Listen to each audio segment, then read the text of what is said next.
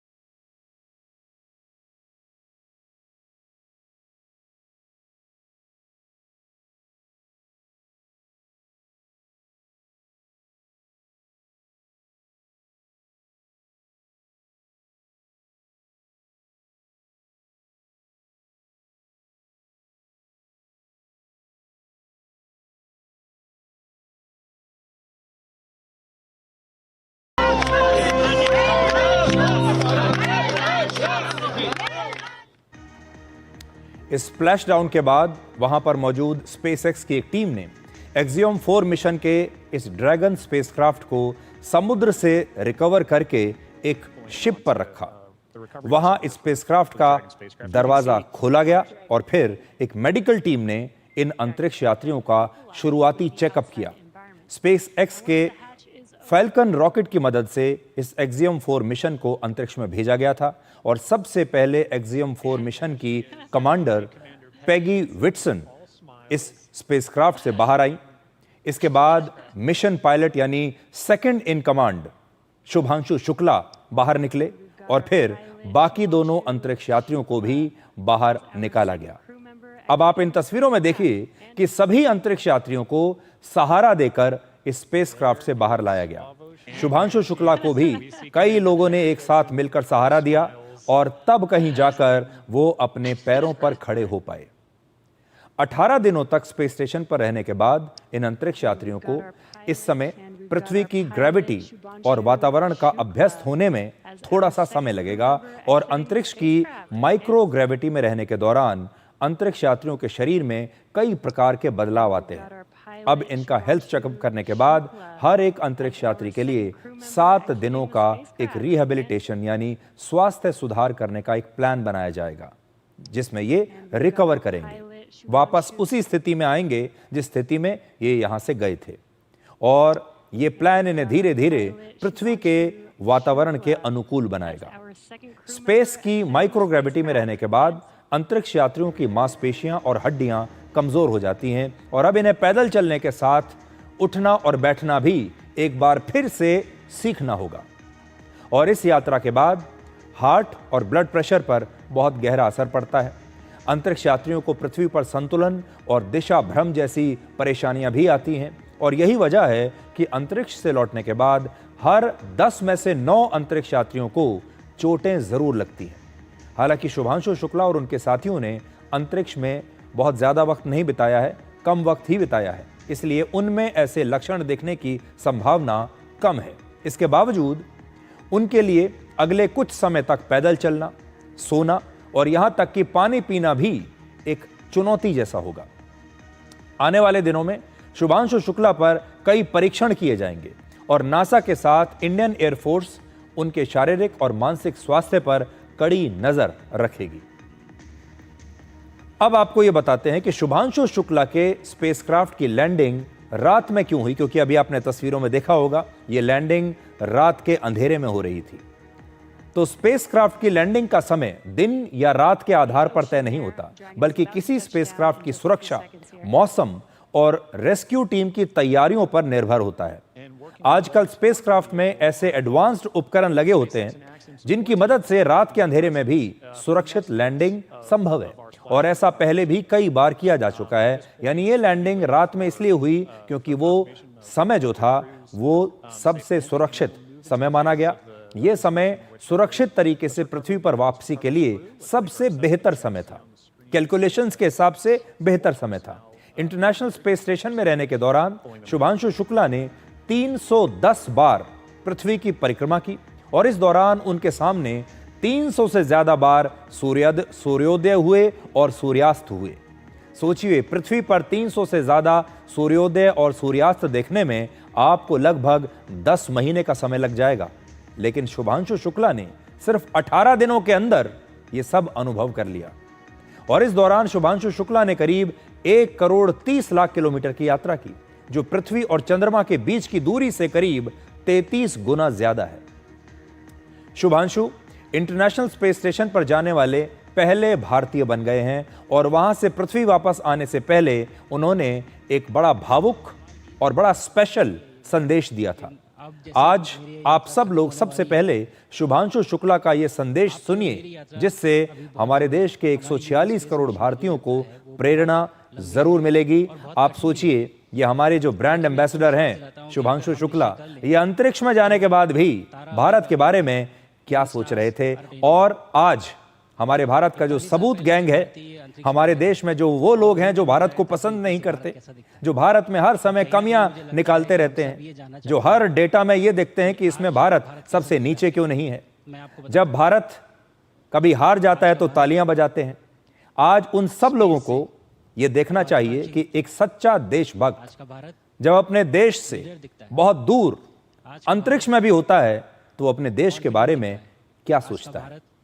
गर्व से पूर्ण कुछ शब्द मेरे देशवासियों के लिए हिंदी में। कमाल की यात्रा रही है ये मेरी, लेकिन अब जैसे कि मेरी ये यात्रा खत्म होने वाली है,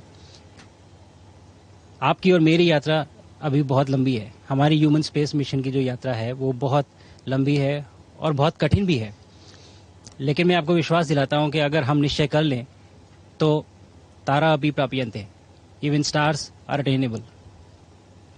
41 साल पहले कोई भारतीय अंतरिक्ष में गए थे और उन्होंने हमें बताया था कि ऊपर से भारत कैसा दिखता है, और कहीं ना कहीं मुझे लगता है कि हम सब ये जानना चाहते हैं कि आज भारत कैसा दिखता है।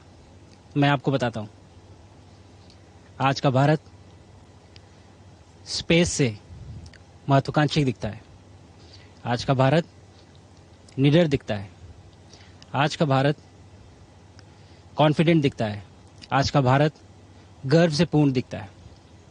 और इन्हीं सब कारणों की वजह से मैं एक बार फिर से कह सकता हूं कि आज का भारत अभी भी सारे जहां से अच्छा दिखता है।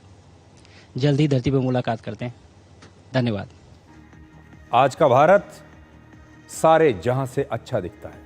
आप में से ज्यादातर लोग ये बात जरूर मानेंगे, उन लोगों को छोड़कर जो रहते भारत में हैं, खाते भारत का हैं, लेकिन जब भी मौका मिलता है तो मदद करते हैं भारत के दुश्मनों की।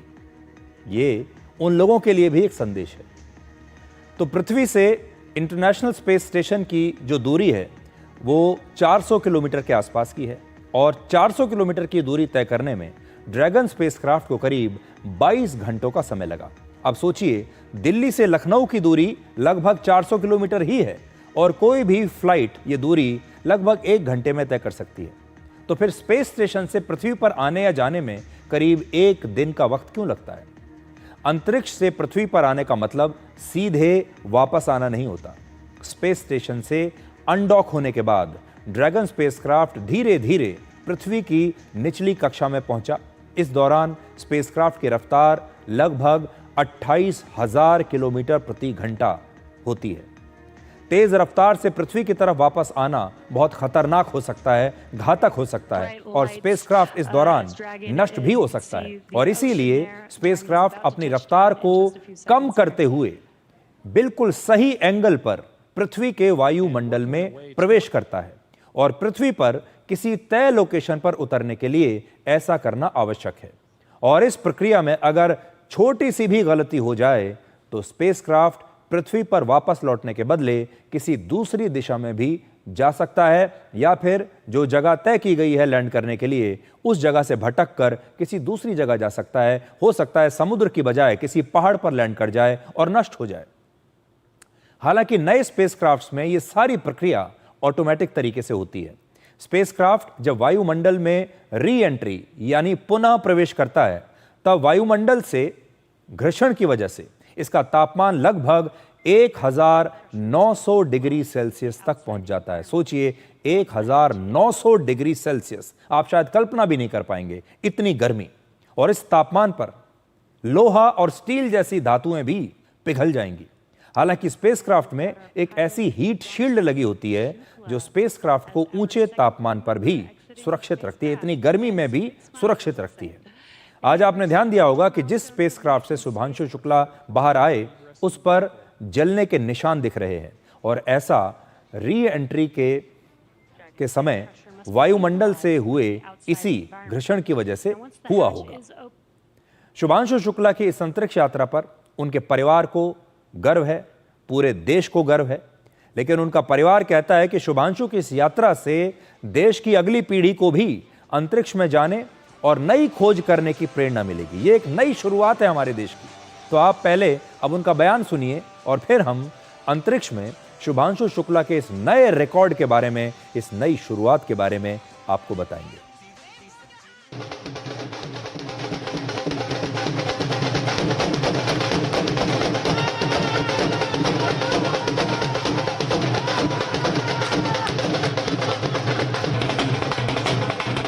बहुत खुशी है। हम तो गार्जियन हैं बहुत, और पूरे देश को खुशी है, आप सब लोगों को खुशी है कि बच्चा हमारा वापस सकुशल वापस आ गया।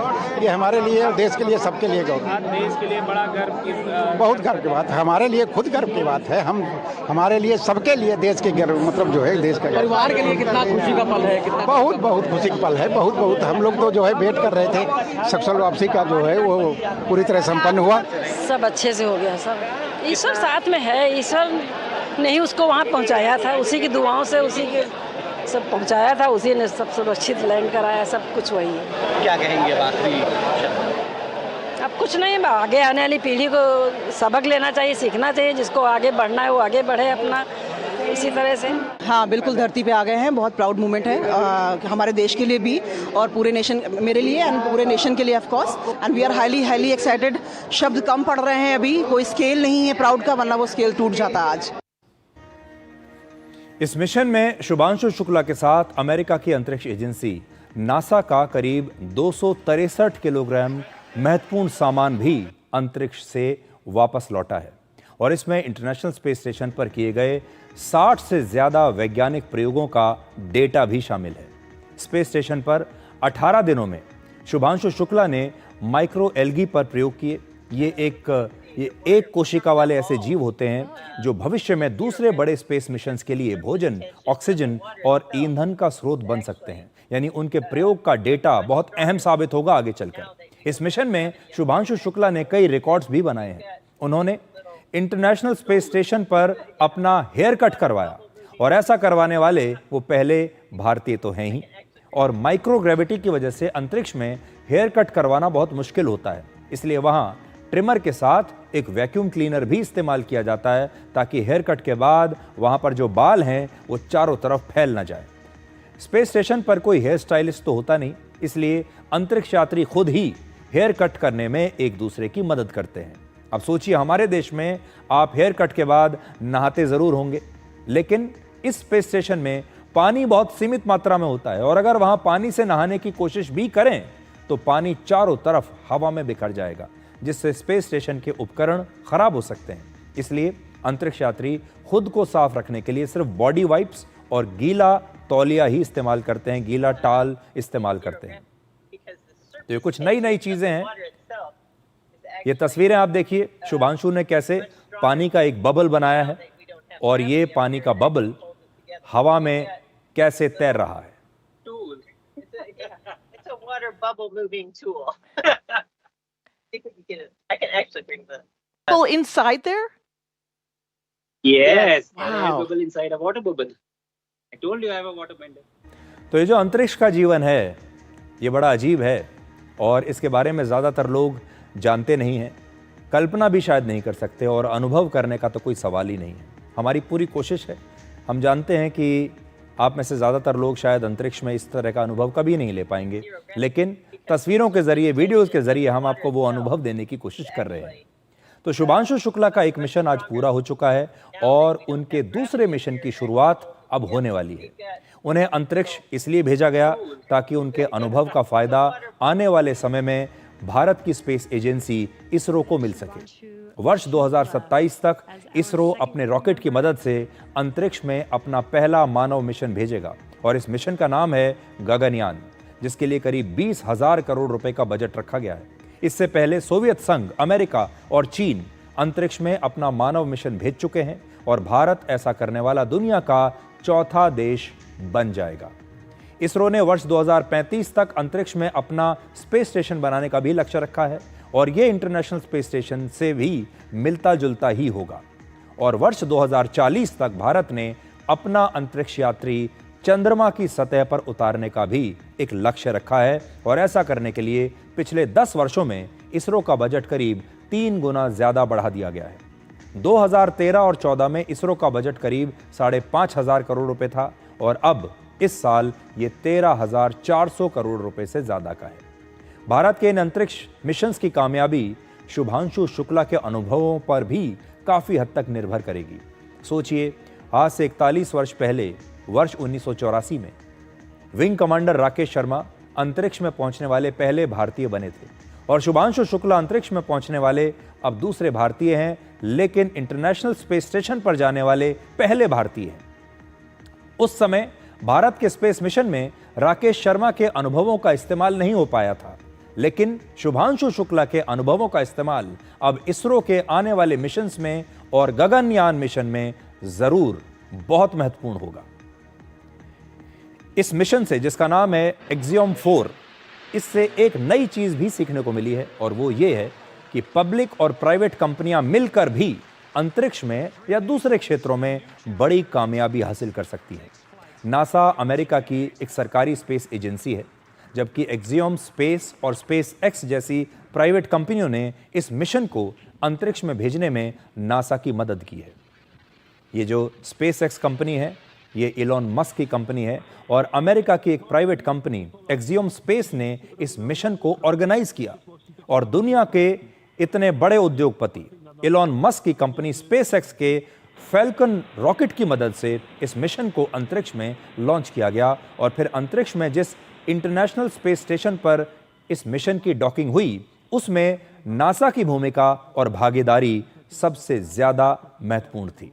तो अब आप सोचिए, एक सरकारी एजेंसी है नासा और एक प्राइवेट एजेंसी है स्पेस एक्स, इन दोनों ने हाथ मिलाया और दोनों ने मिलकर इस मिशन को कामयाब बनाया है। तो पार्टनरशिप ऐसी होनी चाहिए। आपको याद होगा ये इलॉन मस्क की कंपनी है। इलॉन मस्क और अमेरिका के राष्ट्रपति डोनाल्ड ट्रंप एक ज़माने में बड़े पक्के दोस्त हुआ करते थे। इलॉन मस्क ने पूरा जोर लगाया कि किसी प्रकार से डोनाल्ड ट्रंप ये चुनाव जीत जाए। वो चुनाव जीत भी गए, लेकिन उसके बाद इलॉन मस्क और डोनाल्ड ट्रंप के रिश्ते खराब हो गए। लेकिन उनके रिश्तों की खराब होने का जो असर है वो इस मिशन पर बिल्कुल नहीं पड़ा। तो ये भी एक सीखने की बात है।